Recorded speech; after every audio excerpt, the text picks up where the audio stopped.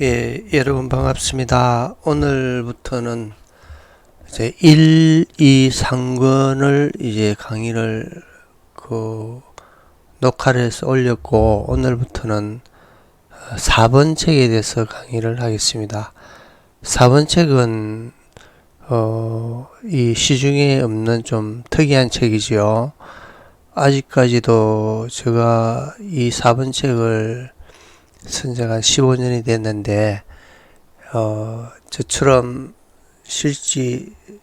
설계의 실시 방법, 도면을 이제 책에 싣고, 그걸 설명하는, 해설하는 책은 아직 시중에 나오지 않았습니다. 이게 나오지 않는 이유는 저는 알고 있습니다. 이게 그 책을 판매하면은 팔리지 않으니까요. 이게 이런 책이 이 수험 서적이 아니기 때문에 이 자격 수험서가 아니기 때문에 이 독자층이 얕습니다. 실제로는 이 설계를 하는 사람이나 또 설계 도면을 보는 감리나 시공자들이 필요한 책이지만은 그렇게 많은 독자층을 확보할 수 없으니까 다른 저자분들이 쓰질 않죠. 근데 저는 이제 여러분들 꾸준히 사랑해 주셔가지고 해마다 이제 개정판을 내고 이렇게 지내고 있습니다. 소방시설의 설계에서 제일 먼저 이제 검토되어야 되는 것이 설계할 건물의 용도를 분류해야 됩니다. 건축도 마찬가지입니다. 건물을 지으려면은 이 건물의 이 1층은 무슨 용도, 2층은 무슨 용도, 이런 용도를 분류를 해서 대표적인 전체의 대표적인 용도를 정해지면은 거기에 대해서 이 소방이나 건축은 거기에 맞게 집을 짓고 소방 시설을 설치하죠. 그러면 앞 페이지에 이제 생략을 하고 여기 실무 20페이지 바로 왔습니다. 그러면 이 설계할 건물의 주 용도가 주인의 용도, 실제 주 용도가 정해져야 소방시설의 종류, 구체적인 설계를 할 수 있습니다. 용도 분류가 1번 순서입니다. 그럼 용도 분류가 어디에 있느냐 하면은 화재방 설치유지관리법 시행령 별표 2에 있습니다.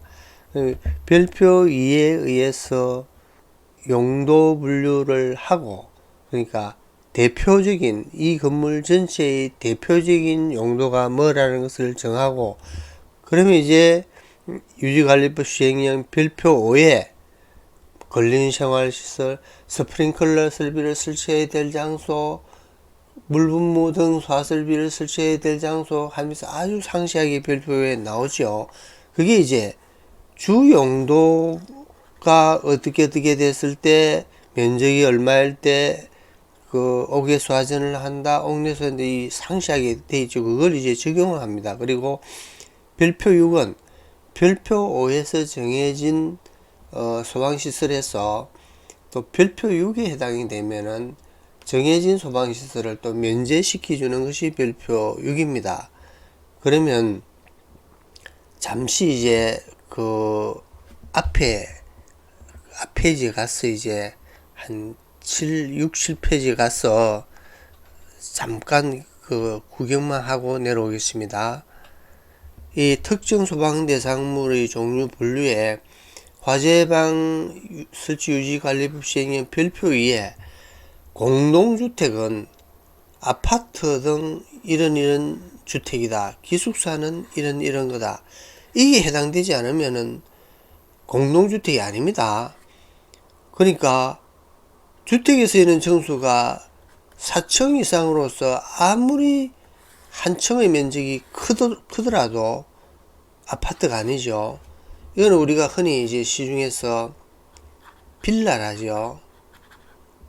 이 빌라는 우리 특정 소방 대상물의 종류가 아니고 우리 소방서에서 그 인허가 과정에서 제외됩니다. 주택도 단독주택이 아무리 큰 규모라도 뭐 재벌 회사의 그 해당 주택이 아파트만큼 크더라도 또는 그 주택이 그 10층, 50층, 100층을 짓더라도 그거는 소방시설을 이래 설치해야 될 의무의 장소가 아닙니다. 특정 소방 대상물이 아니니까.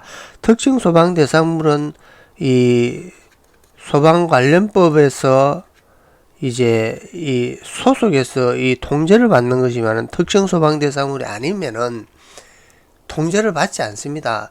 이 소방과 관련해서는. 그러니까 아무리 단독주택이고 이 4층 이하의 주택으로서 그 이 빌라가 아무리 규모가 크더라도 뭐 옥내 수화전을 설치했나 스프링클러를 설치했나 이런 규제의 대상이 아닙니다. 그리고 근린생활시설, 그리고 또 이제 여러분들이 알으셔야 되는 것이 건축법에서도 이런 분류가 있습니다. 그런데 우리하고 많은 부분이 같지만은 같지 않은 부분이 꽤 있습니다. 그러면은 복합건물이라는 용어도 그쪽에는 없습니다. 그래도 근린생활시설 1종, 2종, 3종이고 그 틀린 부분이 많아요. 그러면은 건축법에서의 분류가 우리 소방시설을 적용하고 설계를 할 때는 이 분류를 적용하면 안 됩니다. 큰일 납니다. 그러니까 뭐 거기에 근린을 했으니까 우리도 근린은 맞겠지. 맞는 부분도 있지만 맞지 않는 부분도 있으니까 아예 건축법의 분류는 관여할 필요가 없습니다. 이게 초보의 설계자들은 먼저 건축허가 신청서에 이제 나와 있는 업무시설 해가지고 이제 그 업무시설로 이제 우리 유지관리부 시행령 별표를 적용해서 설계를 하고 있는데 아주 실수합니다. 그러니까 건축법의 분류는 업종 분류는 전혀 관여할 필요가 없습니다. 그리고 근린생활시설도 하나하나 따져야 됩니다. 이렇게 한번 보면은 휴게음식점, 제과점, 일반 음식점, 기원, 단람주점. 근데 휴게음식점이면은 우리가 이제 뭐 커피숍이라든지 그죠? 뭐 많이 있죠. 이게 이제 면적을 관계없이 모두 근린생활시설에 해당되는 거죠.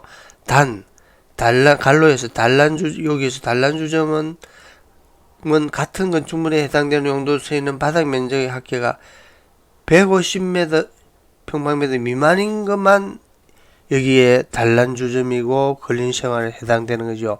그럼 150 이상이면은 이제 나중에 다른 데 찾아보면은 유흥음식점으로 이렇게 분류가 되어 버립니다. 그러니까 아주 이제 이 면적을 우리가 금융업소 은행, 시중에 뭐 빌딩이 은행이 있죠. 은행, 사무소, 부동산 중개소 이게 500평방미터 미만인 것만 해당이 되고, 그럼 500평방미터 이상인 것은 뭐냐? 또 이제 찾아봐야 되겠죠. 이런 식으로 분류를 하고, 다음에 이제 마지막에 우리 소방만 특이한 분류가 있습니다. 건축에는 복합건축물이라는 용어가 없습니다. 이 복합건축물이 가나에 해당되는 게 있습니다. 하나의 건축물이 앞에서 1호부터 27호, 27호죠. 1호부터, 이 근린부터, 공동주택부터 이 27번 지하까지죠. 중에 둘 이상의 용도로 사용되는 것. 그러니까 하나의 건물에 근린이란 업종도 이 분류해 보니까 있고, 여기에 업무시설이란 용도도 있다. 그러면 이제 둘 이상의 용도죠. 둘 이상의 용도로 사용되는 것은 복합건축물로 본다. 다만 여기에 둘 이상에 해당돼도 여기에 해당되는 것은 복합건축물이 아니다. 여기서 이제 하나만 따져보겠습니다. 관계법령에서 주된 용도의 부수시설로서 그 설치를 의무화하는 용도 또는 시설. 그러면 우리가 아파트에 일정 규모 이상일 때는 그 운동시설, 그러니까 아파트 주민을 위한 헬스장이라든지 또는 그 아파트 주민을 위한 복지센터, 그 노인정 만들죠. 이런 거는, 또는 아파트에 주차장이 있죠. 지하에나 또는 주차장이 있죠. 이 주차장은 차고 주차장이 아니고 부속 용도입니다. 그죠? 그러니까 이 아파트에서 그럼 여기 아파트고 헬스장 운동시설이 있고 노인정 복지 그 업무시설이 있고 주차장 차고 주차장이 있고 운수시설이고 이렇게 분류하면 큰일 납니다. 그러니까 이거는 이제 분류를 할 때 아파트의 부속 용도니까 아파트 공동주택이고 이건 이제 복합이 아니다 이거죠. 이런 식으로 하고, 그 다음에 하나의 건축물이 근린생활, 판매, 업무, 숙박, 위락시설의 용도의 주택의 용도와 함께 사용되는 것, 이 또 복합건축물이다 이거죠. 이렇게 이제 대전제를 그렇게 하고 이제 이런 내용을 숙지한 상태에서 오늘 강의를 시작하겠습니다. 그러면 주 용도에 정해진 별표에서 그 스프링클러 설비는 뭐 그 연면적이 얼마 막 이제 무슨 용도가 있으면 그 용도에 해당되는 것만 하고 이렇게 합니다. 그러면 건축물의 용도 분류하는 방법은 우선 각 층별 그리고 각 개별층에서도 각 실별로 구체적인 용도와 사용 면적의 자료를 가지고 유지관리법 시행령 별표 2의 분류표에 의하여 주 용도의 분류 작업을 합니다. 그리고 설계는 각 층별 각 실의 용도에 따라서 소방시설 하는 것은 아니며, 그러니까 구체적으로 여기는 근린이다, 여기는 업무시설이다, 여기는 유흥음식점이다, 이 개별적으로 이 별표를 적용하는 것이 아니고 건물의 주 용도에 의해서 용도에 필요한 소방시설을 별표에 적용하여 설계를 합니다. 큰 그림으로 설계를 하는 겁니다. 개별 실별로 설계를 하는 것이 아니고. 그럼 이제 제일 간단한 사례를 한번 보겠습니다. 1층 식당, 문구점, 편의점, 탁구장, 미술관 면적들이 있죠. 그러면 이제 식당을 한번 보겠습니다. 식당은 1층 식당은 별표 2나에 가보면 근린생활시설입니다. 이 6페이지 자료에 좀 전에 확인하셨죠. 그리고 문구점도 50평방미터는 별표 2가에 해당되는 근린생활시설입니다. 편의점도 근린, 미술학원도 근린, 탁구장도 근린. 그럼 이 모두가 근린이죠. 이 건물은 모두 근린생활시설의 용도로 구성되므로 주용도는 근린입니다. 여기서 만약에 이 하나가 업무시설이다 이렇게 하면은 1부터 27 중에 근린이 이고 업무시설이 뭐 6인지 7인지 모르겠습니다. 이 이상이면은 복합건물에 해당되는 거죠. 아무리 건물이 크든 적든 그 주용도의 그 분류에 의해서 2개 이상의 용도에 해당이 되면은 복합에 해당됩니다. 규모가 크다고 복합은 전혀 아닙니다. 그러면 이제 조금 더 이제 하나의 더 사례를 보면은 1층 약국은 걸린 생활입니다. 음식점도 걸린 1층 주차장을 아주 이제 초보자들은 이렇게 설계를 하고 있습니다. 주차장은 이게 운수시설로 차고 주차장으로 운수시설로 분류하고 하물며 시중의 책에서도 이렇게 해가지고 이게 주차장은 운수시설 차고 운수시설로서 수학이익을 바닥 면적이 몇 개 이렇게 계산하는 시중의 책도 있습니다. 그건 이제 전혀 실무를 하지 않은 테크닉이 없으신 분이 책을 쓴 거죠. 그러니까 1층 주차장은 이 건물의 용도입니다. 이 건물과 별개로 이제 그 주차장으로서 이 순수히 이 주차비만 받고 이래 별도로 운영하는 것이 아니고 이 주차비를 만약에 외부에서 받더라도 이 건물을 지으면서의 부속 용도죠. 그러니까 근린생활시설 이 주차장은 이 전체를 따지 가지고 복합 건물이라면 복합 건물의 주차장, 업무시설이라면 업무시설의 주차장입니다. 그럼 이제 나머지도 다 근린으로 해서 이 건물의 주용도는 근린생활시설에 해당이 됩니다. 3의 그림을 한번 보겠습니다. 1층 스포츠용품으로서 바닥이 200이니까 근린입니다. 음식점도 근린, 노래 연습장도 근린, 사무실, 이 사무실 건물은 지금 기재를 하지 않았네요. 이것도 근린이죠. 그러면 이 3, 4층의 시네마 극장은 별표 2의 3가에 가보면 문화 집회 및 운동시설에 해당됩니다.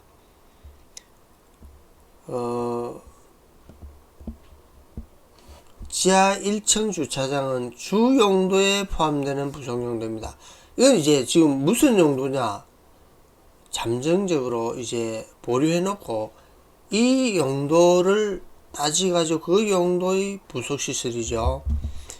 주차장을 운수자동차 시설로 분류하면 되지 않으면 이 건물에 사용하는 부속 용도이므로 이 건물 주용도와 같은 용도로 해석해야 됩니다. 그러면 이 시네마 건물은 이 문화 집회 및 운동 시설이죠. 그러면 지금 별표 3에 해당됩니다. 별표 2의 근린생활시설이 있고 별표 2의 3의 그 문화 집회 운동 시설이 이렇게 혼합되어 있죠. 그러니까 지금 요 부분이 근린이고 이 부분이 그 문화 집회 및 운동 시설입니다. 그러면 이제 2 플러스 3으로 구성된 이 이상의 1부터 27까지 이 이상의 그 내용이 이제 함께 되어 있으니까 복합 건물입니다. 그래서 이 건물은 근린생활시설의 용도와 문화집회 운동시설로 구성된 주용도는 별표 2의 30가에 해당되는 복합 건축물입니다. 그럼 이 건물은 규모가 아주 조그맣죠. 조그마도 복합 건물에 해당이 됩니다. 건물이 아주 이것보다도 10분의 1 돼도 복합 건물이 있겠죠. 근린과 조그마한 용 음식점이 혼합됐다면 바로 복합이죠. 그리고 이제 그림 4의 사례를 한번 보겠습니다. 지하 1층, 2층은 주용도에 포함됩니다. 그러면 이제 이 용도를 보류하고 이 건물의 용도에 따라서 함께 하는 겁니다. 1층 의류 소매점은 걸린, 미술학원은 걸린, 미술학원이라고 다 걸린다고 보면 안 됩니다. 면적을 가지고 걸린 생활시설 중에 그 학원 등으로서 면적이 얼마 이하인 것 이렇게 정하고 있습니다. 사무실 걸린, 사무실 용도도 면적이 아주 이제 크면은 업무시설로 분류됩니다. 이 걸린에도 이 면적을 한정하고 있습니다. 노래 연습장 걸린, 나이트클럽. 이 나이트클럽은 이제 위락시설입니다. 별표 2의 14에 해당이 됩니다. 별표 2의 걸린이 아니고 위락시설이죠. 이 위락시설은 이제 그 술을 먹고 많은 사람이 움직이니까 소방의 측면에서 아주 그 위험하고 등급으로서 1등급으로 분류해서 아주 위험한 장소라고 정하는 거죠. 그래서 소방시설을 강화하는 겁니다. 3층 사우나.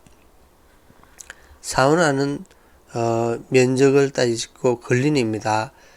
4에서 7층 오피스텔은 업무시설입니다. 그리고 8층 식당 카페는 걸린입니다. 그러면 여기서는 걸린 있고 위락이 있고 그리고 업무가 있죠. 업무. 자 보십시오. 걸린이 있고 위락 업무가 있고 위락이 있죠. 그러면 이 이상의 1부터 27까지 이 이상에 해당되는 그 대상이 혼재하면은 복합이라 했는데 이건 이제 세 개가 있죠. 걸린, 위락, 업무. 이는 복합입니다. 학원이 걸린 생활인지 교육연구시설인지 판단은 우선 걸린 생활시설에 해당이 되는지를 검토를 하고 해당이 되지 않으면은 교육연구시설로 분류합니다. 이게 이제 면적을 가지고 학원으로서의 면적이 얼마 이상이면은 걸린이고 얼마 이하 이제 얼마 이상에 해당되지 않으면은 이제 그 교육연구시설로 사무실이 그렇게 사무실이 업무시설인지 걸린 생활이 판단은 우선 걸린 생활에 해당되는지 사무실도 면적을 가지고 걸린 생활시설이 몇 평방미터 이하는 걸린 생활시설이나 사무실의 용도도 그 이상이 되면 이제 걸린이 아니고 업무시설에 해당되는 거죠. 그러면 이 건물은 이 세 개의 용도로 해서 복합건축물입니다. 그럼 이 건물은 복합건축물에 대해서 소방시설 설계를 유지관리법 시행령 별표 5에서 그 소화기, 옥내 소화전, 스프링클러 뭐 모든 것을 이제 대입해 봅니다. 그래서 그렇게 설계를 합니다. 아래 건물에 대해서 소방시설 종류에 대해서 그러면 좀 전에 사례 1을 조금 제일 먼저 사례를 봤죠. 이 조그마한 건물에 대해서는 걸린 생활시설이라 하는 것을 앞에서 2페이지 앞입니다. 이 건물입니다. 그죠? 이걸 했습니다. 그러면 이제 한 걸음 더 나가서 앞에 분류한 건물에 대해서 소방시설은 뭘 해야 될 거냐. 이 건물은 걸린 생활시설이라는 거 앞에서 이제 판정을 했죠. 그러면 별표 5에 적용을 해서 보면은 걸린 생활시설로서 이 면적이 총 전체 면적이 얼마일 때는 연면적 260이죠. 바닥은 130이고 2층이고 그러니까 걸린 생활시설로서 2층 바닥 면적, 연면적 요 자료를 가지고 별표 5에 이제 하나하나 따져갑니다. 그러면은 소화기, 유도등 요것만 해당이 됩니다. 다른 시설은 그 옥내 소화전, 옥외 소화전, 스프링클러 뭐 다른 시설에 해당이 되지 않습니다. 별표에 따져보면은 이 사례 2는 이제 요 앞에서도 이 건물을 이 별표 사례를 따졌습니다. 이게 이제 전체가 근린이라는 것을 앞에서 근린이라는 걸 따져봤습니다. 그러면 이 별표를 적용해 보면은 이것도 이제 이걸 합니다. 3층이고 근린이고 바닥면적, 옆면적 요 4개의 자료를 가지고 별표 5를 하나하나 따져보면은 수화기, 비상경보, 자동화재 탐지설비, 시각경보기, 피난기구, 유도등 요렇게 해당이 되는데 별표 6에서는 자동화재가 설치됨으로써 비상경보 설비가 여기 면제가 됩니다. 그렇게 설계를 하면 되겠습니다. 다음에 사례 3은 이제 앞에 검토해서 여기서 이 시네마가 있죠. 이 시네마가 있고 이 근린이 있고 이래가지고 복합이라는 게 이제 분류를 했죠. 그리고 이 주차장은 이 복합 건물의 부속 용도로서 주차장만 차고 주차장으로서 운수시설로서 해가지고 별표를 이렇게 적용하면 큰일 납니다. 이제 주차장도 이 건물의 부속 용도로서 이 건물이 근린이면 주차장도 근린, 복합이면 주차장도 복합 이렇게 됩니다. 이 복합 건물을 이게 이제 별표 5에 별표를 하나하나 따지면은 수학이 여기서도 사례가 복합이고 그리고 지하 1층, 지상 4층, 바닥 면적, 옆면적 복합 이 네 자료를 가지고 별표 5를 적용해서 하나하나 따져보면은 옥내 소화전, 스프링클러 이렇게 소방시설이 해당이 됩니다. 그러면 이제 별표 6에서는 또 자동화재 탐지 설비가 설치되어 있으니까 비상경보를 면제하고 지하 1층에 물분무 그러니까 이 차고 주차장 물분무 등 소화 설비를 해야 되는데 스프링클러를 설치함으로써 물분무 등에 대체되고 이렇습니다. 그리고 이 건물은 이제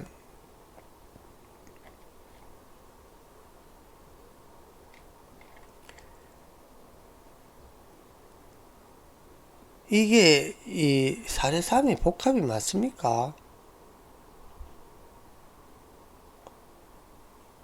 예. 복합이 맞죠. 문화 집회와 근린 복합입니다. 그리고 사례 4 이제 마지막으로 이건 이렇습니다. 앞에서 분류해서 이건 이제 공동주택이죠. 여기서는 갑자기 하니까 헷갈립니다. 자, 이게 이제 이 부분은 근린이고 나이트클럽은 위락시설이고 오피스텔은 공동주택이 아니라 업무시설이죠. 그러니까 근린, 위락, 업무시설 이 세 가지가 혼합된 복합 건축물이죠.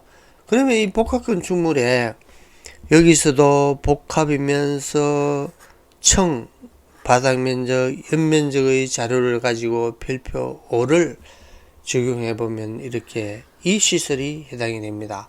그러면 또 이 시설이 해당되면서 혹시 면제되는 게 있는가를 또 별표 6을 따져보면은 비상경보가 면제되고 지하 1, 2층의 물분무 등 소화설비가 스프링클러의 설치로 대체 설비로 된다 이거죠. 이렇게 적용하는 겁니다.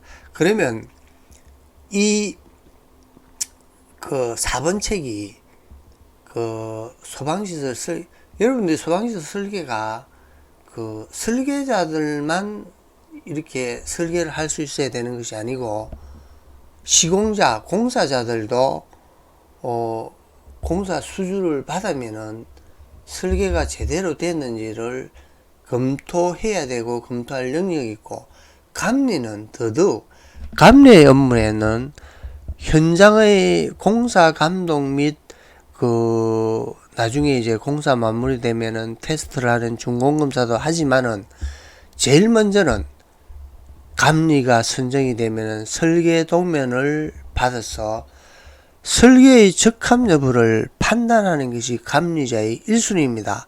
그러니까 감리자가, 원래 감리자는 설계 시공보다도 능력이 더 뛰어나야 되죠. 근데 현장에는 가보면은 감리자의 능력이 제일